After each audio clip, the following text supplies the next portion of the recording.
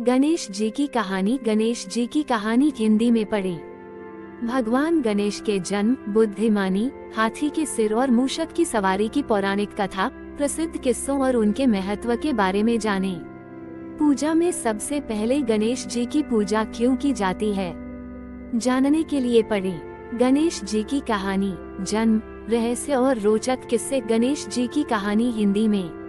नमस्ते पाठकों, भारतीय संस्कृति और हिंदू धर्म में भगवान गणेश का विशेष स्थान है। वे बुद्धि, समृद्धि और सौभाग्य के देवता माने जाते हैं। किसी भी नए काम की शुरुआत में सबसे पहले ओम गणेशाय नमः का उच्चारण किया जाता है। लेकिन क्या आपने कभी सोचा है कि गणेश जी का जन्म कैसे हुआ? उनका सिर हाथी का क्यों है और उनकी सवारी एक छोटा सा मूषक चूहा ही क्यों है? आज के इस लेख में हम गणेश जी की पूरी कहानी, गणेश जी की कहानी हिंदी में विस्तार से जानेंगे।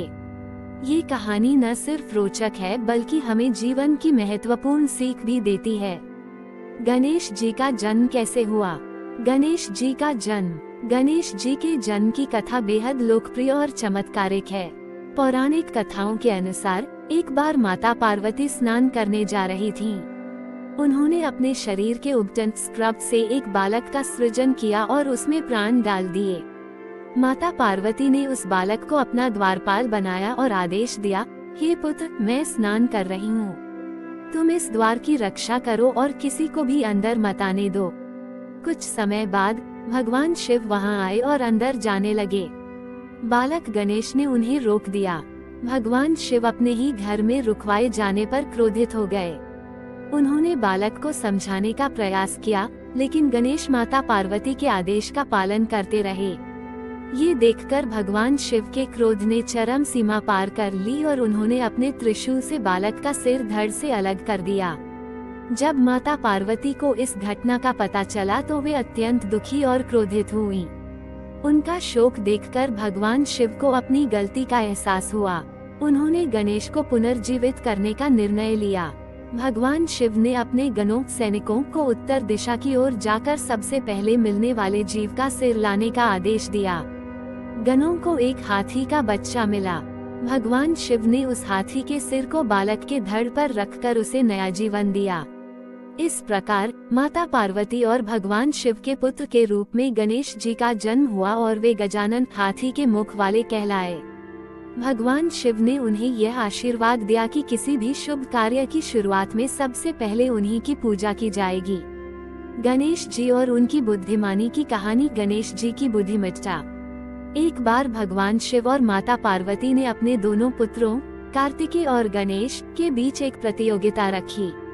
शर्त ये थी कि जो भी पूरे ब्रह्मांड की परिक्रमा करके सबसे पहले वापस आएगा, उसे ही एक विशेष फल का पुरस्कार दिया जाएगा। भाई कार्तिकेय तुरंत अपने मयूर मोर पर सवार होकर पूरे ब्रह्मांड की यात्रा पर निकल पड़े। वहीं गणेश जी, जो थोड़े गोल मटोल और एक मूषक की सवारी करते हैं, ने एक चतुराई भरा उपाय सोचा। उन्होंने अपने माता पिता भगवान शिव और माता पार्वती की परिक्रमा की और विनम्रता पूर्वक फल का दावा कर दिया। जब उनसे इसका कारण पूछा गया तो गणेश जी ने कहा, मेरे लिए मेरे माता पिता ही पूरा ब्रह्मांड हैं। उनकी परिक्रमा करने का मतलब संपूर्ण सृष्टि की परिक्रमा करने के बराबर है। ये सुनकर भगवान शिव और माता पार्वती अत्यंत प्रसन्न हुए और उन्होंने गणेश जी को वो विशेष फल पुरस्कार के रूप में दे दिया। इस कहानी से गणेश जी की बुद्धिमानी और अपने माता पिता के प्रति अगाध श्रद्धा का पता चलता है। गणेश जी की सवारी मूषक क्यों है? गणेश जी की सवारी मूषक क्यों है? एक विशालकाय शरीर और हाथी का सिर होने के बावजूद गणेश जी की सवारी एक छोटा सा चूहा मूषक है। इसके पीछे भी एक गहरा अर्थ छुपा है। मान्यता है कि यह मूषक एक राक्षस था जिसने देवताओं को परेशान किया था। भगवान गणेश ने उसे अपने वश में किया और उसे अपना वाहन बना लिया। ये प्रतीकात्मक रूप से हमें ये सिखाता है कि बुद्धि गणेश का प्रयोग करके हम किसी भी बड़े से बड़े अहंकार मूषक रूपी राक्षस पर विजय पा सकते हैं। मूषक छोटी छोटी इच्छाओं और लालच का भी प्रतीक है। गणेश जी उस पर सवार होकर यह संदेश देते हैं कि मनुष्य को अपनी इच्छाओं पर नियंत्रण रखना चाहिए, न कि उनके अधीन होना चाहिए।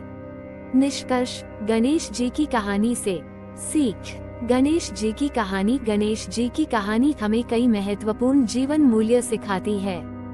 माता पिता की आज्ञा का पालन। गणेश जी ने माता की आज्ञा का पालन करते हुए भगवान शिव तक को नहीं छोड़ा। बुद्धि का महत्व। शारीरिक शक्ति से कहीं ज्यादा बुद्धि और चतुराई शक्तिशाली होती है। अहंकार पर विजय। अपने अहंकार और छोटी छोटी इच्छाओं पर विजय पाना ही सच्ची सफलता है। हमें किसी भी नए कार्य की शुरुआत में गणेश जी को याद करके उनसे अच्छी बुद्धि और सफलता की प्रार्थना करनी चाहिए। क्या आपको गणेश जी की यह कहानी पसंद आई? अपने विचार और सुझाव कमेंट में जरूर बताएं। साथ ही इस लेख को अपने दोस्तों और परिवार के साथ शेयर करें ताकि वे भी भगवान गणेश के इन रोचक किस्सों के बारे में जान सकें। ओम गणपति बप्पा मोरिया।